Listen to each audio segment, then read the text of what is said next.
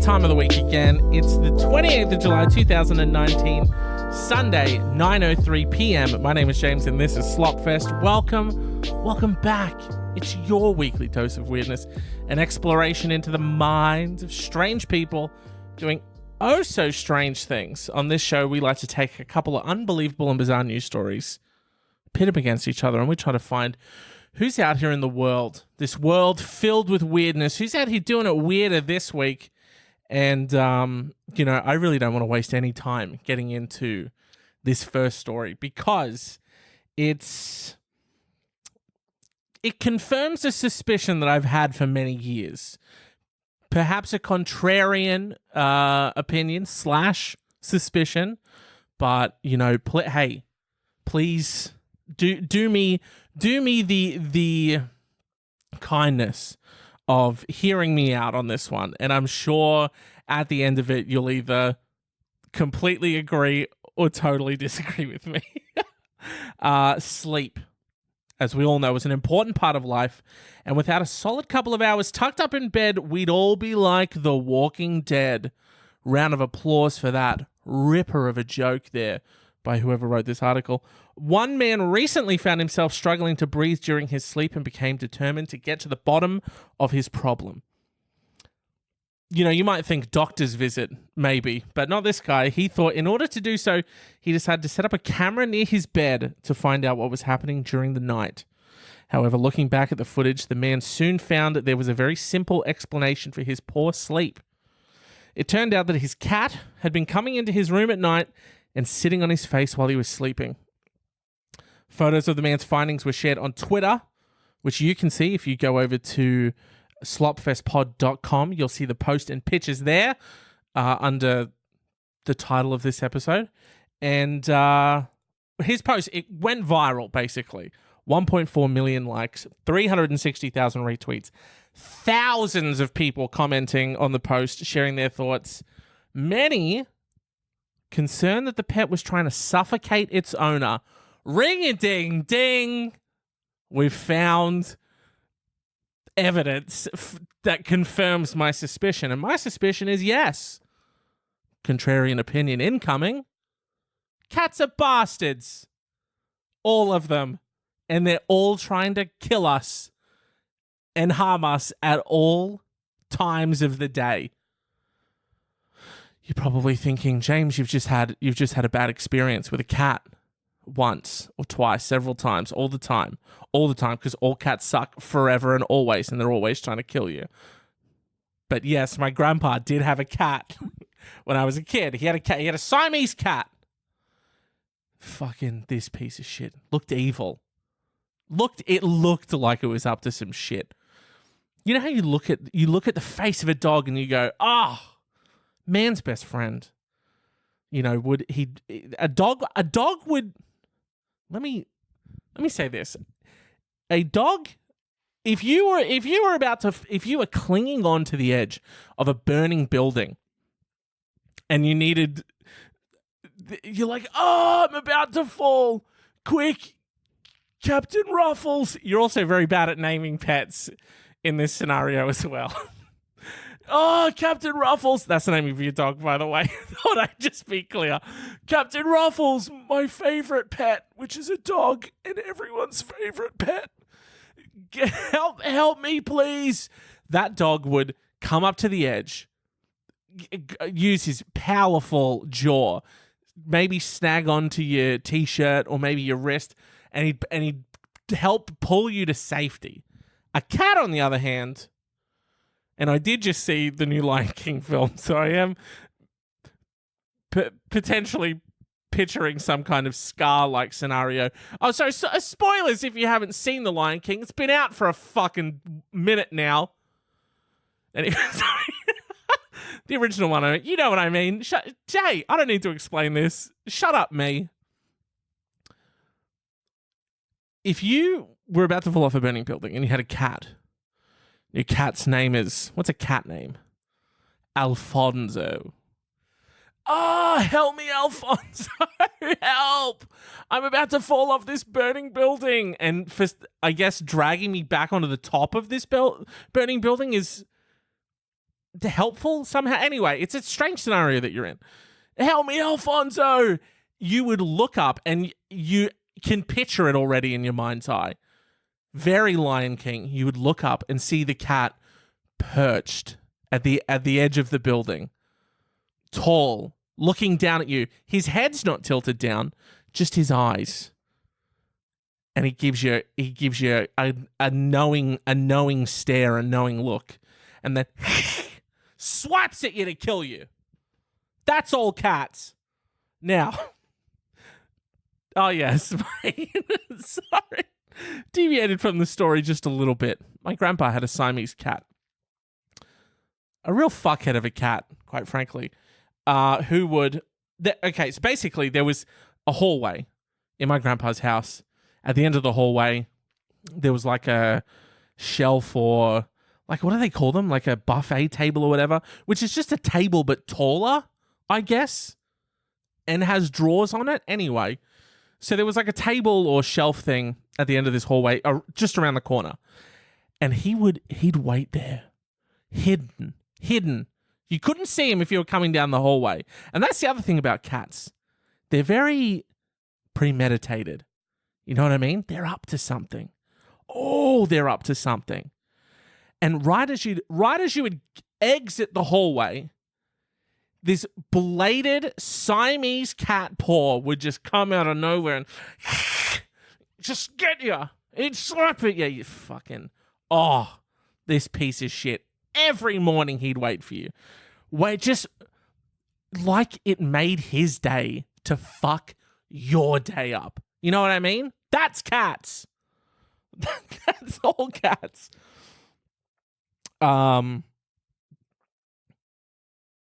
Surprise attacks. What's with cats and surprise attacks? Don't they still have like the predator prey thing in them, don't they? So again, I don't know how we can trust them. We can't. That's what I'm trying to convey here. We cannot trust cats. So I guess my official standpoint is that cats are calculated evil and can't be trusted. And that's a fact. One person said, your cat is trying to murder you. I couldn't agree more. Could not agree more.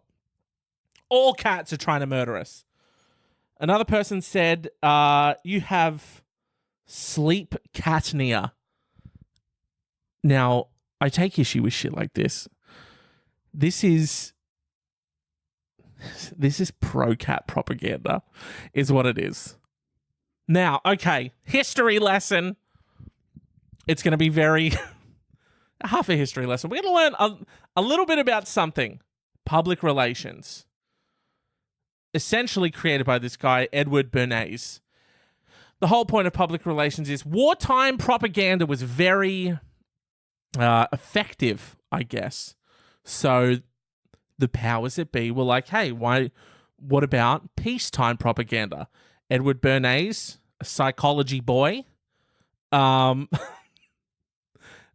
Was he a psychologist? I can't remember what exactly he was, and had some affiliation with Sigmund Freud, I think. Anyway, Bernays is like peacetime propaganda. Can't use the word propaganda though, because it got some negative connotations on that one. How about we call it public relations? And that's how public relations started.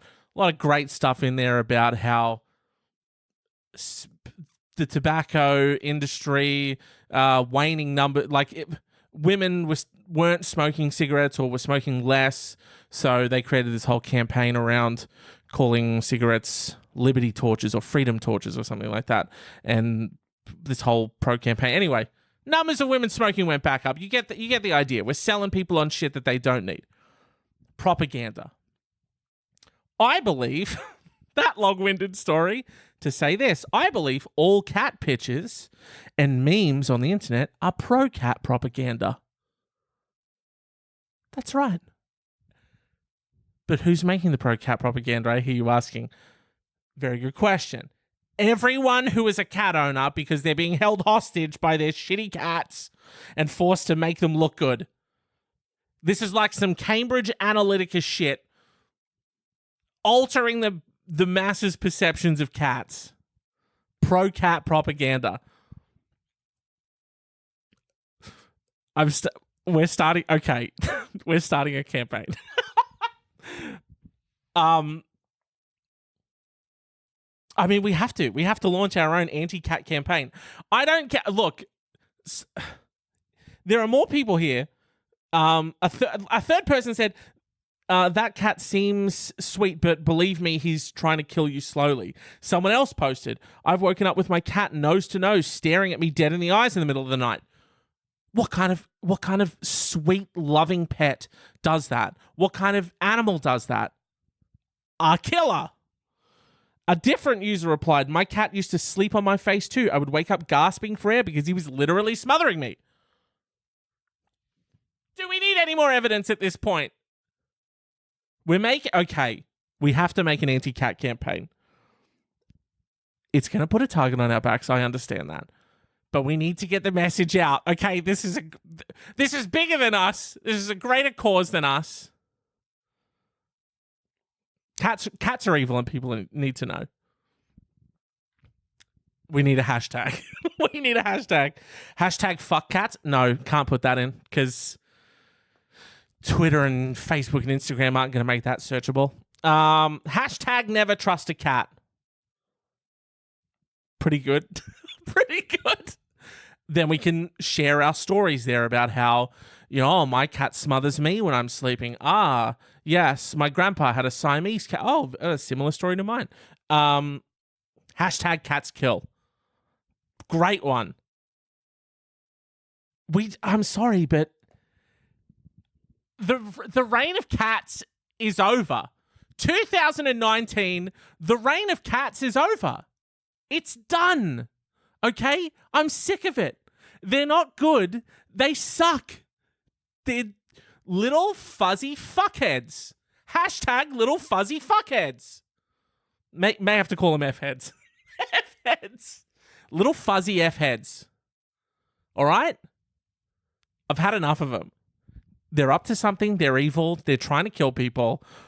All of this evidence, not anecdotal, by the way, cold, hard, fact realities. Fact realities. Anyway, sorry, that's our first story. We'll circle back to our cat campaign because hashtag cats kill and everyone knows it. Our next story here. A 26-year-old driver is facing a lengthy jail term after crashing his van filled with more than $200 million of the drug ice into parked police cars out the front of a Sydney cop shop. Dude.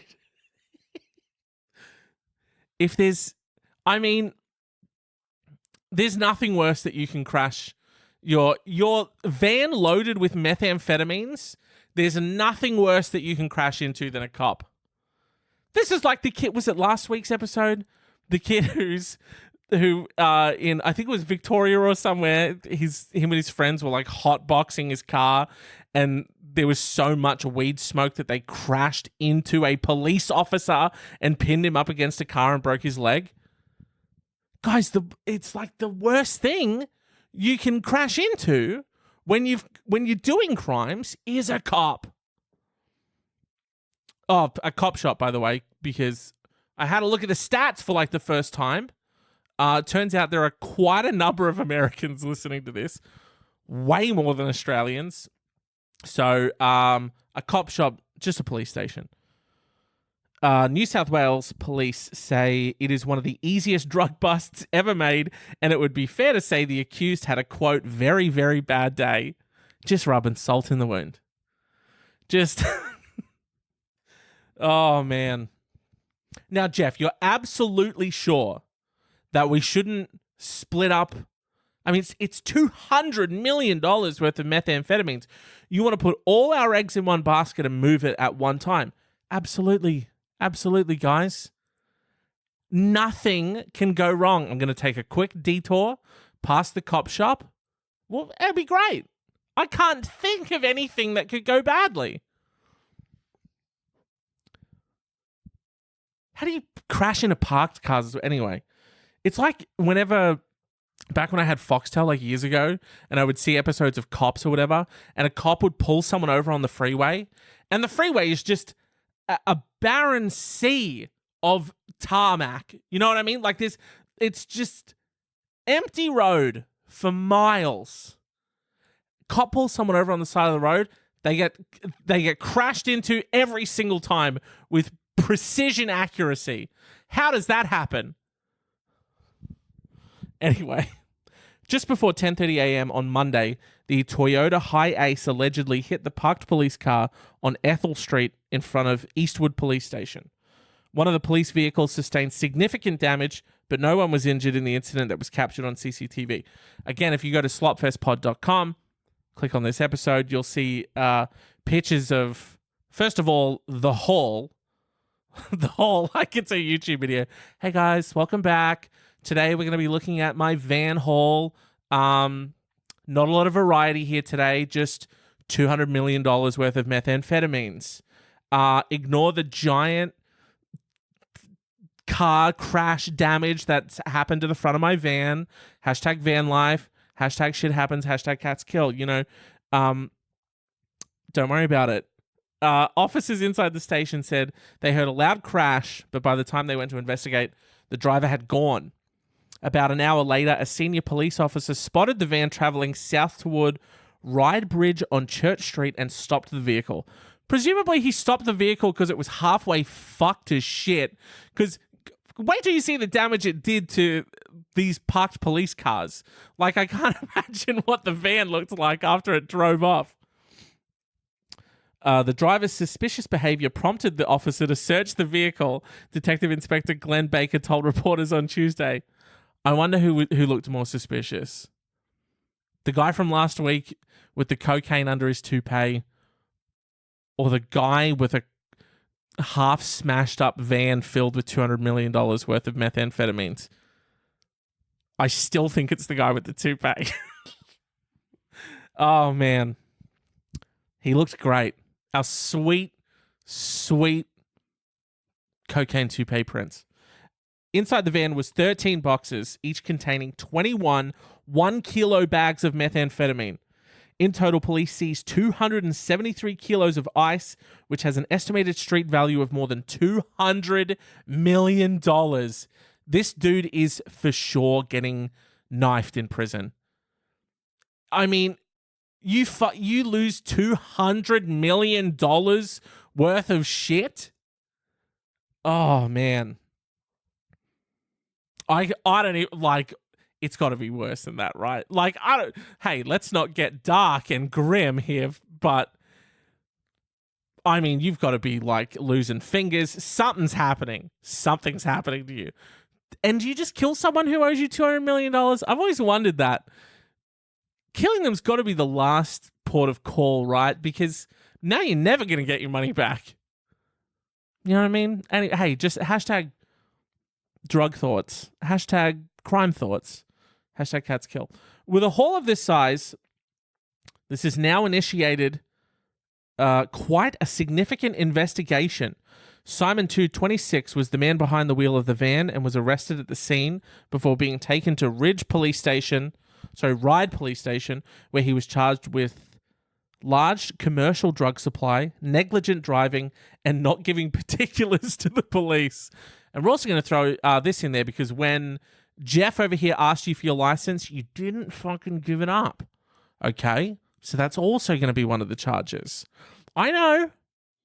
Maybe we'd overlook some shit with the two. We'd have some other stuff, more pressing issues. 200 pressing issues. But no, we got to get you with everything. Crashing into a police vehicle with that amount of drugs on board is somewhat unheard of. He didn't apply for bail, and it was formally refused when the matter was heard in court. Baker said it would be fair to say that this man has had a very, very bad day. The quote, so nice, they included it twice. So our second contestant is going to be the guy who was... I mean, I can't... You don't... You know, things happen that you don't plan for, obviously. But when something goes so fucking badly... I don't... You can't help this guy. You crashed into a parked car, mate, with $200 million worth of methamphetamines in the back. No one can help you now. Yeah, fuck. They always say, you can come back. You can come back from anything. Does anyone say that? I don't know if they do, but they sure as shit aren't saying it to this fucking guy.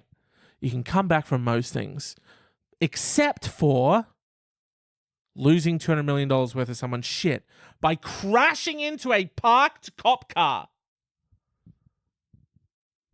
Take a fucking defensive driving course before you get behind the wheel with a couple $100 million worth of shit in the back.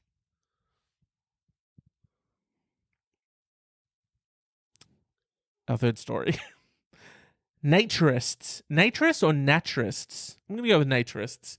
In a Paris park have complained that voyeurs and exhibitionists are spoiling their naked enjoyment. Naturists in a Paris park have complained that voyeurs and exhibitionists, aren't they the exhibitionists, are spoiling their naked enjoyment. The nudists say they are being pestered in an area of the city's Bois de Vincennes. Vincennes. Vincennes, I'm pretty sure that's correct. Where the last 2 years they have been allowed to shed their clothes. So it's part of a park. Welcome to Bois de Vincennes. 70% of what you see is for families, barbecuing, enjoying the summer sun. 30% is for dicks and butts and other naked things. Welcome to Bois de Vincennes. An area of almost 2 acres of the park is set aside for naturists between April and October. And it's not only, how specific is that? Come on. Hey guys, just so you're aware, so there's a line here. Once you cross that line, you better be naked, but only between April and October. It's so specific. 2 acres of this park is for getting naked, but only between the very specific months of April and October, thank you. Hey, put that dick away. It's November. Don't know if I should be screaming, hey, put that dick away at 9:30 in an apartment building. Hey, that's fine. When it opened in 2017, city officials insisted no inappropriate behavior would be tolerated, a message reiterated on a sign at the entrance to the zone. But a number of naturists have complained their peace is being disturbed by the, quote, reprehensible actions of some non-nudists. One, Bernard, told Le Monde... So he just gave his first name. One gentleman, his name was Bernard. They didn't even write that. A single Bernard told Le Monde, voyeurs and exhibitionists come and bother the women. He added, sometimes there's a police unit that comes... But if they don't catch anyone in flagrant delight, they can't punish anyone. Sorry? If they don't catch them in flagrant delight, are we talking about a couple jerky Jeffs out here? Everyone seems to be sort of talking their way around some shit here. Are we talking about a couple of jerky Jeffs hiding in the bushes? Others complained of, quote, perverts hiding in bushes. Good God, there it is. There it is. Yes, we are. That is exactly what we're talking about. Hey, we come here at Bois de Vincennes to take my penis out. Of course, only between the months of April and October in, again, a very specific 2 acres of this wonderful park. But no one should be able to look at it and touch themselves. This is my penis, my park. Sorry. Jesus. I'm not sure of what all the rules are like at a nudist thing. Surely it's just very straightforward. You can be naked here. That's it. Nothing else. No jerky Jeffs. No sizzling Susans. I don't even know what the fuck that means. What is a sizzling Susan? We're not going to... Anyway, let's all back away from that one. Hey, me and you, let's walk away from that one and act like that wasn't said. What does that mean? Anyway, the local mayor, Catherine Baradi-Elbaz, talk about a great last name. Great last name. Said police had been asked to increase park patrols after reports of voyeurism and exhibitionism. But the police commissioner, Hugo Herrera, said he had not received any formal complaints this year. Laurent Luft, the president of the Paris Naturists Association, who was involved in choosing the Bois de Vincennes site, said as a naturist zone that problems were being exaggerated.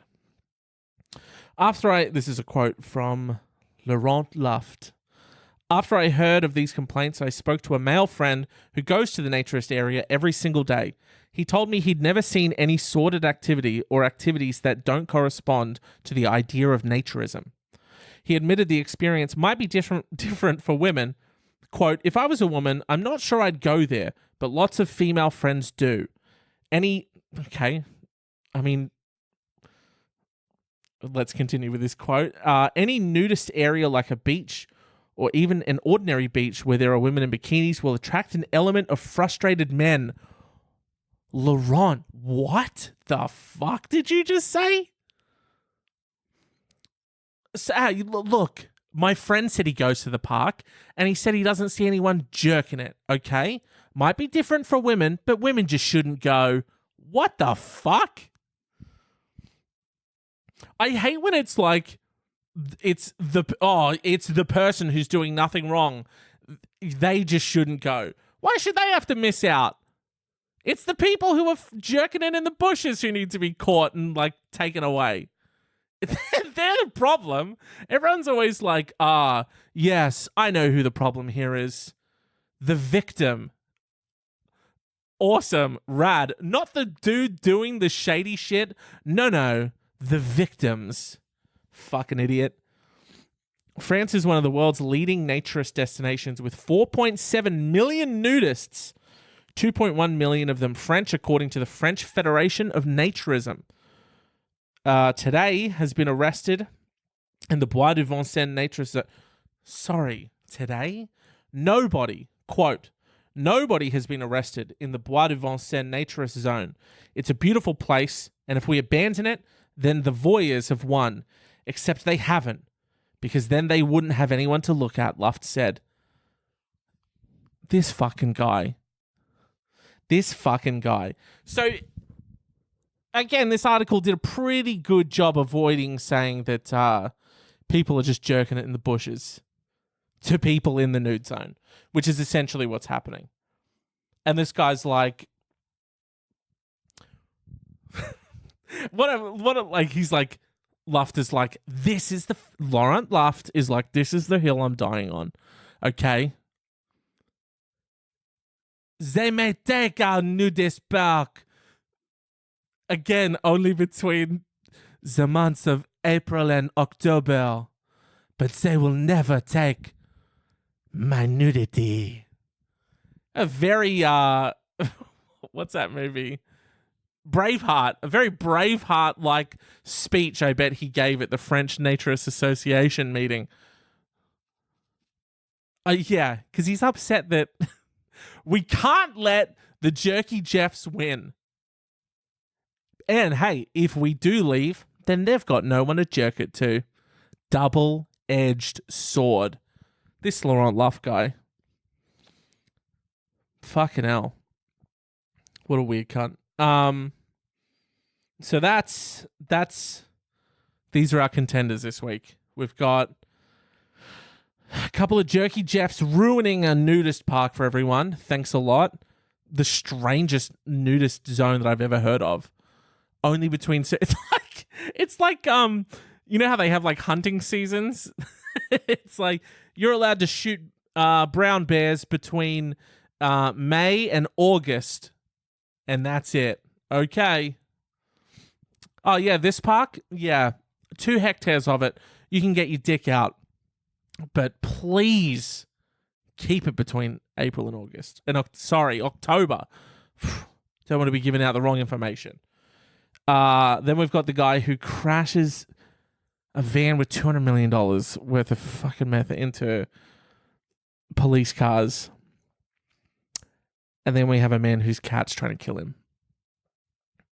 As much as I want to say that, still the weirdest part to me is that it's a section of the park between certain months. That is so strange to me. But of course, the winner this week is cats. Cats are the winners this week. More attention needs to be brought to this, honestly. It's like me in a room, with a microphone and an internet connection. It's not enough. We're not reaching enough people here, okay? The message of #CatsKill isn't reaching critical mass. It's not getting out there, okay? We need some kind of... If someone has a database of people that we can email, first of all, try and keep it on the DL, okay? I don't want this to become some Cambridge Analytica shit, but we've got to get the message out. I mean, come on. Here's what we'll do. I'll tell 10 friends. You tell 10 friends, and then you get those friends to tell 10 friends. This is how we're going to do it. We're going to grassroots Cambridge Analytica, the #CatsKill movement. Okay? I don't want to make... please, the S is so important. I don't want to make a movement where we are killing cats. That's not what I'm doing. It's not cat kill. It's cats kill. I want to put the onus on the cats. The cats are the murderers, okay? Please do not let pro-cat propagandists change this movement into cat kill, because I've seen similar things done before and I refuse to have it happen now. #never trust a cat. #CatsKill. Very important. Very important. That's our winner this week. Murderous, evil, calculated, pernicious cats.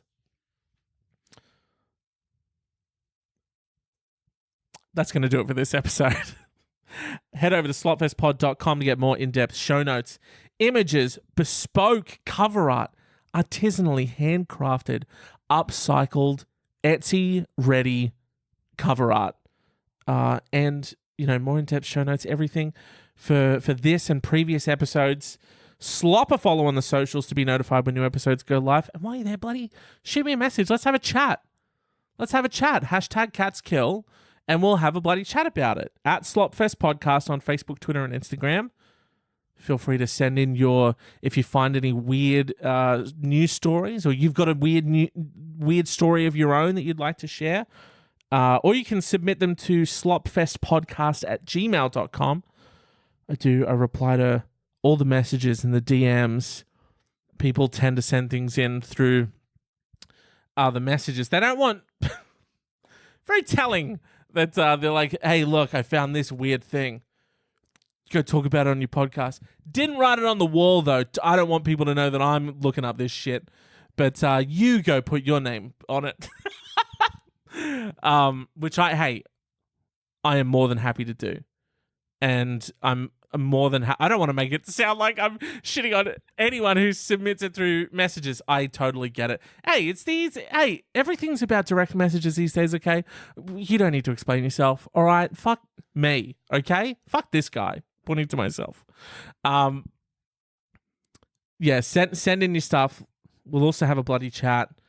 Yeah, that's going to do it. Share it with a friend. If you dare.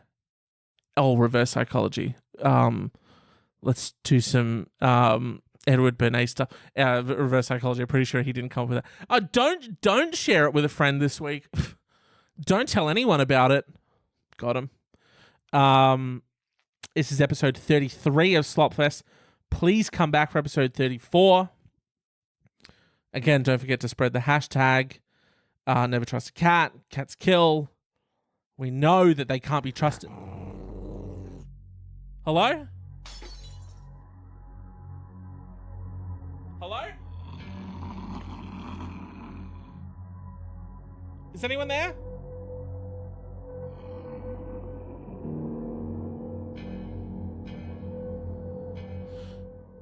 Okay, that was weird. I guess there's no one there.